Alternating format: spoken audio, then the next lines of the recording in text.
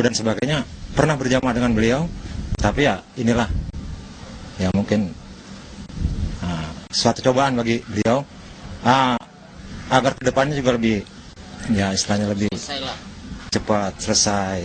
Kami juga berharap sebagai dia sebagai warga di sini ya istilahnya. Kalau di sini 24 jam ya.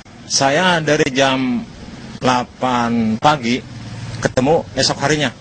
24 jam saya bekerja. Tapi ya kalau keluarga beliau atau beliau sendiri Pak Saiful Jamil atau Bang Haji Saiful Jamil di mata seperti dia memang sangat bagus, sangat baik. Sama tetangga juga istilahnya ramah tamah. Ya terkadang entah itu ya maaf aja, entah itu ada rezeki sedikit. Saya pun pernah merasakannya itu.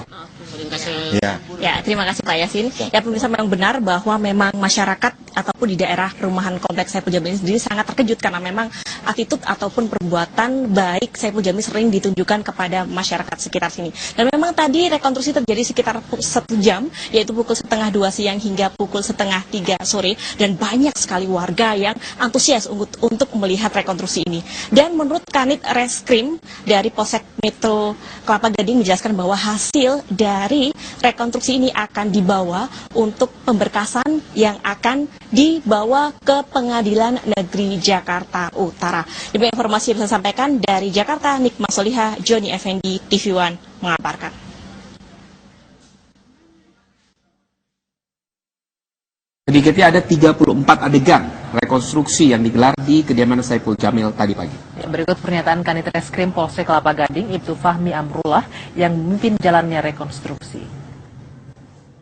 Sesuai dengan berita acara, kita buat 31 adegan.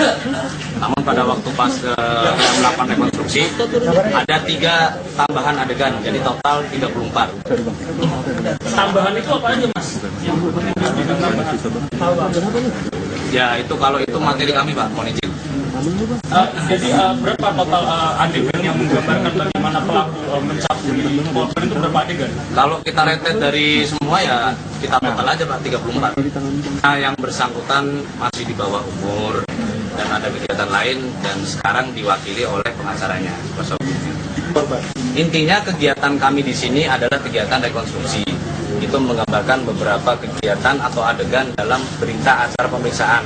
Dan sampai saat ini kegiatan itu bisa berjalan dengan lancar tanpa suatu hambatan apapun. Jadi kan Ya, kita tinggalkan kasus dari Saiful Jamil, kita ke kabar lain. Ratusan pendukung Ketua Umum Kadin Jawa Timur, Lanyala Mataliti, hari ini kembali berunjuk rasa di kantor Kejaksaan Tinggi Jawa Timur.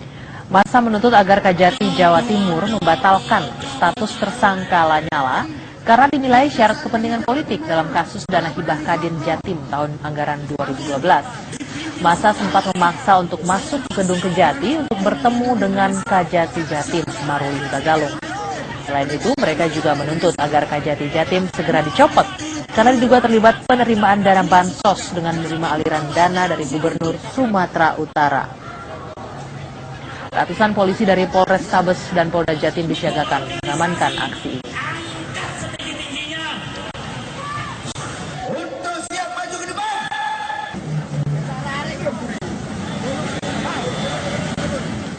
Dan Ketua PSSI Lanyala Mataliti pun dicekal menyusul penetapan dirinya sebagai tersangka dalam kasus dugaan penggunaan dana hibah dari Pemprov Jawa Timur kepada Kadin Jawa Timur tahun 2012.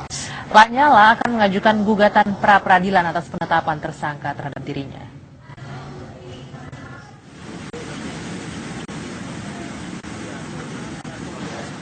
Kejaksaan Tinggi Jawa Timur melayangkan surat panggilan kepada Lanyala Mataliti terkait dugaan penyalahgunaan dana hibah Kadin Jawa Timur tahun 2012. Lanyala yang telah ditetapkan sebagai tersangka pun kini telah dicekal. Sudah kita jadwalkan untuk pemanggilan hari Senin tanggal 21 Maret 2016. Panggilan sudah ditandatangani oleh Bapak Kepala Kejaksaan Tinggi Jawa Timur dan akan kita layangkan hari ini. Ya, sejak kemarin kita sudah melayangkan surat pencekalan. Kita sudah melayangkan melalui Kejaksaan Agung karena itu yang kewenangan nanti kan yang meneruskan adalah Kejaksaan Agung.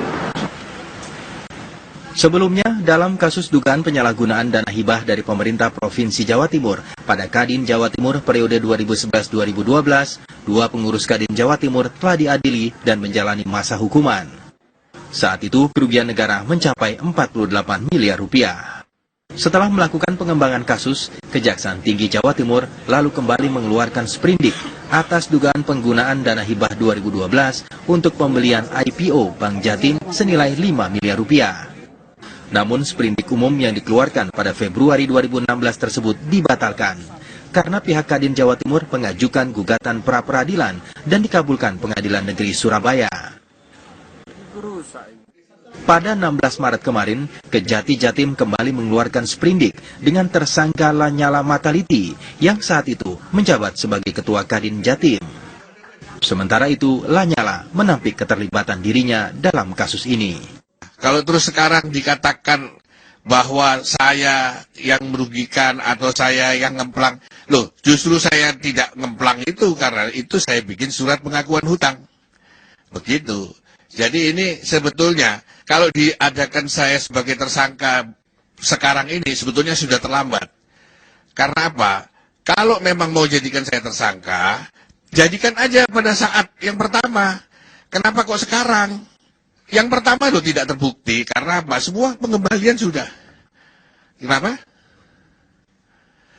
Yang pertama kan sudah terbukti. Dari Surabaya, Jawa Timur, tim TV One mengabarkan.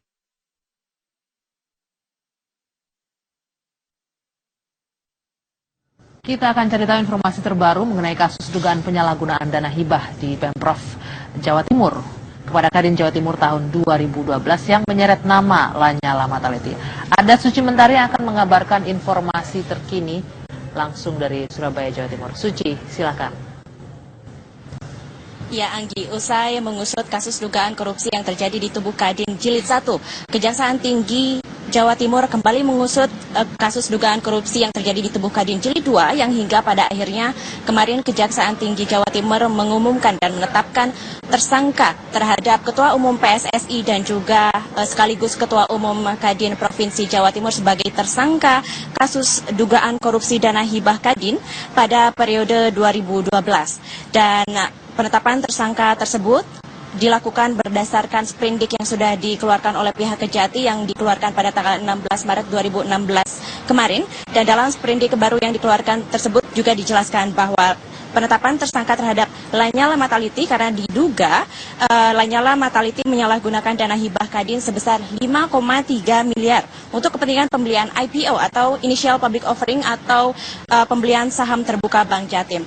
Untuk lebih jelasnya seperti apa perkembangan kasus dugaan korupsi yang terjadi di tubuh Kadin Jilid 2 ini, bersama saya sudah hadir Kepala Seksi Penyidik Kejati Jatim, ada Pak Dandeni Herdiana. Selamat sore, Pak Dandeni. Sore, Pak. Baik, Pak Dandeni, setelah Kejati kemarin menetapkan Lanyala Mataliti sebagai tersangka, lalu tahap yang akan dilanjutkan ke depannya, apa pemeriksaan yang akan dilakukan? Ya, tahap selanjutnya setelah ditetapkannya yang bersangkutan menjadi tersangka, tentunya melanjutkan pengumpulan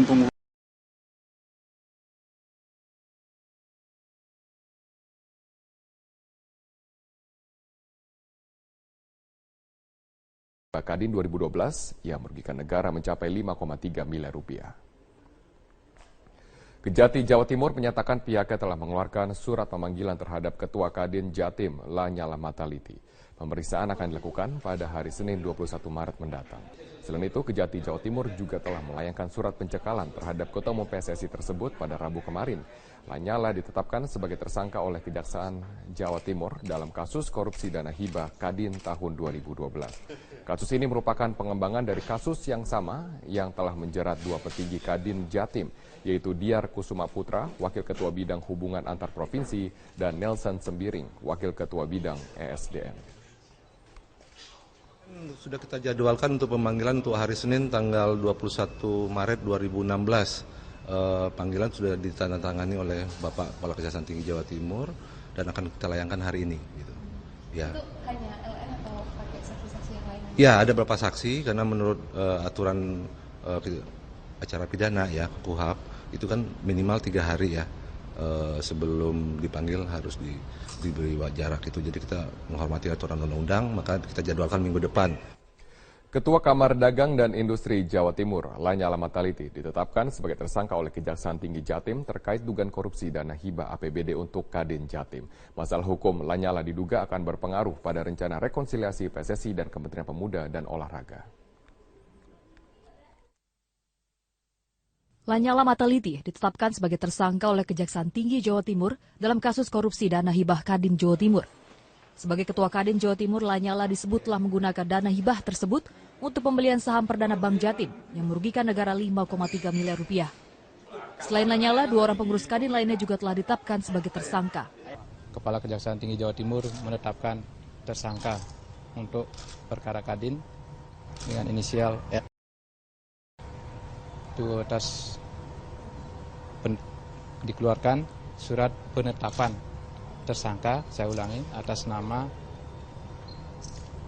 inisial LN. Terkait kasus yang membelit Ketua Umum PSSI tersebut, Menteri Pemuda dan Olahraga Imam Nahrawi menyatakan masih mengedepankan asas praduga tak bersalah.